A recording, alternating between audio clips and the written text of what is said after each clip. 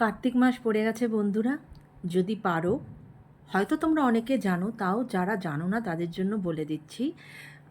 একটা করে প্রদীপ সন্ধেবেলা, প্রদীপ মানে যদি মাটির প্রদীপ হয় তাহলে তোমাকে সেই মাটির প্রদীপ প্রত্যেক দিন, সেই মাটির প্রদীপ মানে একটা করে মাটির প্রদীপ দেবে।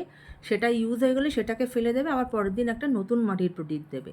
আর যদি সেটা না হয়, যদি ঘরে মানে পিতলের প্রদীপ থাকে বা যাই থাকে না কেন, তুমি সেটাতেও দিতে পারো, তাতেও কোনো অসুবিধা নেই। কিন্তু তোমাকে প্রত্যেক দিন, এমনিই আমরা প্রদীপ মেজে ঠাকুরকে অর্পণ করি, ঠিক সেরকমই প্রত্যেক দিন ওই প্রদীপটা যেই একদিন ইউজ হয়ে গেল, পরের দিন আবার ধুয়ে সন্ধেবেলা ঠাকুরকে দীপ দেখিও। হ্যাঁ, এখন যদি এই কার্তিক মাসে গোবিন্দর চরণে বা গোপাল তো আমাদের প্রত্যেকের বাড়িতেই থাকে, বা তুমি যে দেবতাকে মানো তার চরণে একটা করে প্রদীপ দিও। কেমন? কার্তিক মাসের এই দীপদান কিন্তু খুব শুভ।